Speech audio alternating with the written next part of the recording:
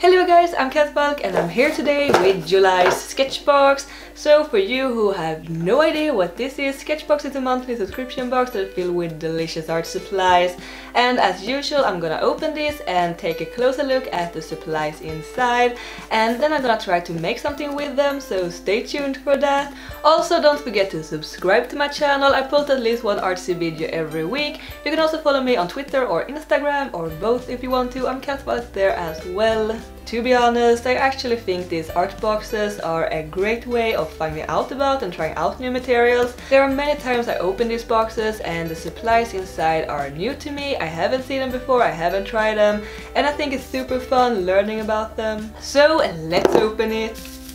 So this month's featured artist is Kiana from Phoenix, Arizona, and she made this super cute cat, I think. It says meow there, so in a bow with horns. It's a demon kitty. It's amazing anyway. It kind of reminds me of another artist that liked to draw cats in bows. And then we have this card with information about all the supplies that's in the box. And I got the premium box this month. And I like to take a moment and say thank you SketchBox for listening to the subscribers. Instead of the wall of text that they had before on the previous card in the previous boxes, they have made an easy to read list with pictures of the supplies and even the retail prices, and that is just awesome. Thumbs up for that, or one thumb at least. So let's start with this SketchBox signature water brush that you can fill with water or watercolors or ink or whatever you like, really. So I got a few of these in different brands, of course, in other art boxes, and to be honest, I'm still trying to learn to love them. I don't really think that they are that easy to use. They don't really work with the watercolor technique that I use, I think, but maybe this time I will love it, who knows. And next up is another brush, and this is a Princeton bamboo brush size 4, and it's apparently great for calligraphy or sketching or just watercolors. I've seen a lot of artists using these kinds of brushes, so it will be super fun to finally try it out myself. And it got a little hanger. And then we also have some watercolors to use with our brushes. And these two are from Daniel Smith, extra fine watercolors, and I got one blue and one crimson red, and they are in tubes. I haven't tried watercolors in tubes before, I think, so that will be very interesting. So these two are a little over $9 each, so they are quite expensive, but according to the info card, these might be the best watercolors money can buy, so hopefully they are worth it. And then we have another tube, and it's a Winsor Newton Cotman watercolor in the color sap green, and this is a little less expensive than the previous ones, but I know that Winsor Newton is a great brand. I've been using their pan watercolors and they are great. I have a few of those, and I gotta say that I think it's very nice that they actually sent us different brands of watercolors for us to try out, and I love the colors. And then the last supply in this box is this little paper pad with watercolor postcards from Daler-Rowney, and I love this one. It's super cute. So you can paint on one side and then you write the address and the message on the back, and then you can send it to your friends or your enemy. I don't know, it depends on what you're painting. I'm always excited when it includes paper in the boxes. I mean, I love pens and paints and pencils and all that stuff, but it's always nice to get some new paper to try out as well. So that's all the supplies in this box, so let's see if I can make something pretty. So I'm trying out the watercolors on a scrap piece of watercolor paper, and I can already tell that I like them a lot. They turned out very vibrant even after they dried, and they mix together nicely. One thing I noticed with the blue color is that it seemed to crack a little.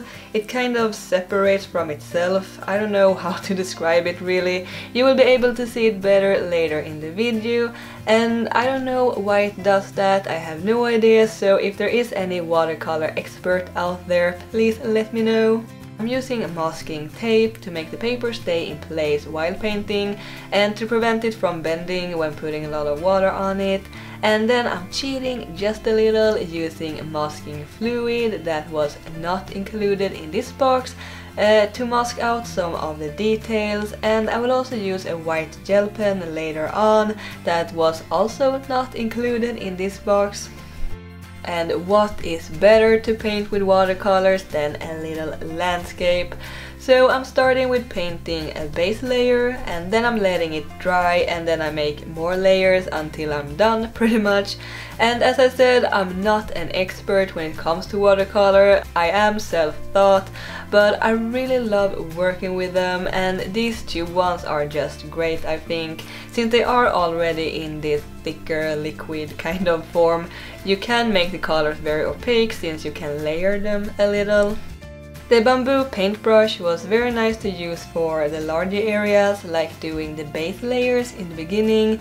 It was very soft and felt nice to work with. For the smaller details, the SketchBox water brush worked great, and I think I'm starting to appreciate these water brushes a little more than I did before. So practice is the key, I guess, and if you are doing smaller details, it is easy that the brush gets dry and streaky, but now you can just press the brush a little and get water out directly to the brush nib, which is pretty neat, I think, so yeah, I like that. I like the Daler-Rowney watercolor paper as well. It gave the painting a nice texture and it felt like it could stand a lot of water, which is what I'm expecting from a watercolor paper anyway. And when I'm painting with watercolors, I prefer paper that has more texture like this one. So I think that's all about the supplies. I really enjoyed working with all of them. So also at the end I'm adding a hare or a rabbit to the foreground to make the painting feel more alive. Animals always makes nature views more interesting, I think. So that's all for now. I hope you liked the painting and this video. Leave a like and a comment if you did, and thank you SketchBox for sending me this. And as usual, this is not a sponsored video. None of my Artbox unboxing videos are sponsored. I just get these boxes for free to play with and share with you guys. And if you would like to get a SketchBox for yourself to try out, I will leave a link down in the description to where you can get one of these. And don't forget to use the code FREDERATED2016 to get 10% off on your first order. Isn't that just awesome?